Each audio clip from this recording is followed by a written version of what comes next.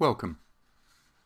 This brief presentation is one in a series of 5 designed to provide you with an overview of the noteworthy changes in the latest edition of the IT Infrastructure Library, the ITIL 2011 edition. The subject of this presentation is service operation. The information that follows is based upon the opinions of the author, and nothing in this presentation is intended to create, nor does it create, any enforceable rights, remedies, entitlement, or obligations. The author and publisher of this presentation reserves the right to change or suspend any or all parts of this presentation. Thank you for your interest. Service operation highlights. The service operation publication has undergone a moderate contextual edit. A comprehensive statement of purpose and set of goals is included in the introduction to this publication, having been improved and moved from its previous location at the start of the Principles chapter. Every diagram has been given extra treatment to ensure improved readability. There is improved guidance for event, incident, problem, access management, and request fulfillment. The improvements are augmented by updated process flow diagrams for event, incident, and problem management, and new diagrams for the incident matching activity, request fulfillment process, and access management process. The discussion on application management now clearly differentiates between its responsibilities and involvement in the service lifecycle and that of application development. As in each of the other lifecycle stages, service operation now has a detailed description of its inputs and outputs. Statistics. There are just over 60 additional pages. As in the core publication, a significant factor is the increased font size used for easier reading and the resizing of some figures and their placement to improve presentation and readability. There is a significant change in the number of figures, and some key process diagrams are adjusted to improve upon the previous guidance. The statistical counts offered are of course approximate and subject to individual interpretation and opinion, so please use them as a guide. They include the Introduction and Service Management as a Practice chapters, now common across all the 5 core publications. In the Introduction chapter, you'll find much improved descriptions of the purpose of the lifecycle stage being discussed, key goals and objectives, the scope of operation, and how this stage brings value to the business. The Service Management as a Practice chapter provides a simpler explanation of services and service management. The suggested page count excludes the appendices, glossary of terms, also common across the publications, and index, numbering about 55 to 60 pages in all. There are some 235 pages of reference and study materials and about 50 new terms. Accepting most are not new to ITIL, being terms used in other core publications, their use within service operation is new and therefore important to note, as they carry with them additional context and integration points between operation and other ITIL service lifecycle stages. There are a number of new terms and concepts introduced to ITIL through service operation.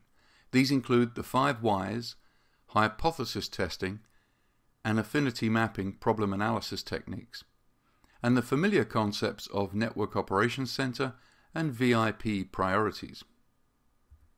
There are few, if any, significant deletions.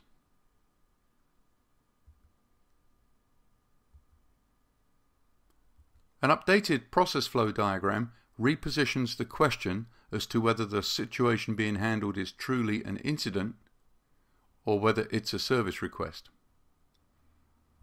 The effect is to identify and route service requests earlier and avoid the recording of a redundant incident record that may pollute statistical reporting. There is new guidance and a new diagram to better explain the concept of incident matching, where new incidents are compared with existing or previous incident records.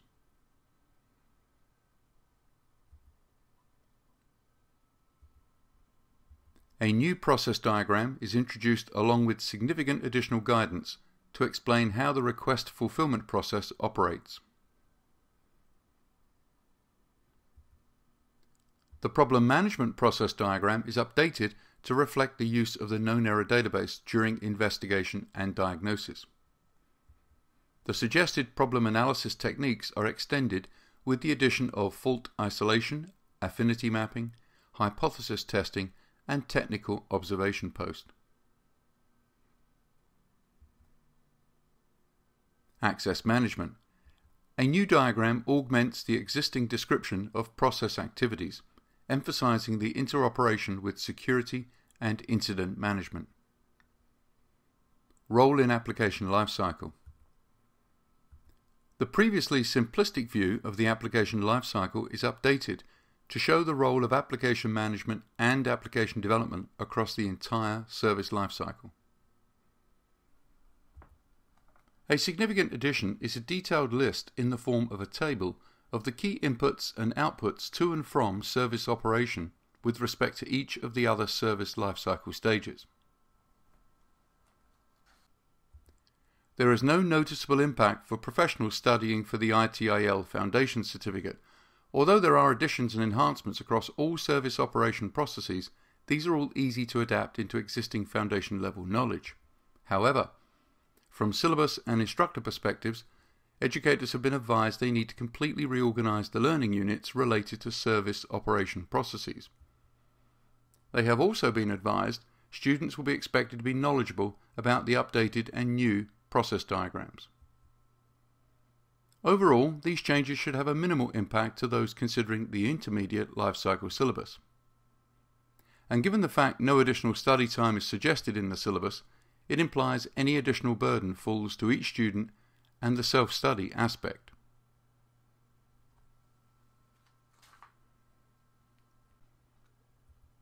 In summary, the Service Operation Core publication has been the subject of a minor to moderate technical and contextual edit. A comprehensive statement of purpose and set of goals is included in the introduction to this publication. Every diagram has been given extra treatment to ensure improved readability, and there is improved guidance for event, incident, problem, access management, and request fulfillment. These improvements are augmented by updated process flow diagrams for event, incident, and problem management, and new diagrams for incident matching activity, request fulfillment process, and access management process. The discussion on application management now clearly differentiates between its responsibilities and involvement in the service lifecycle with that of application development. As in each of the other lifecycle stages, service operation now has a detailed description of its inputs and outputs. Once again, thank you for your interest in this presentation.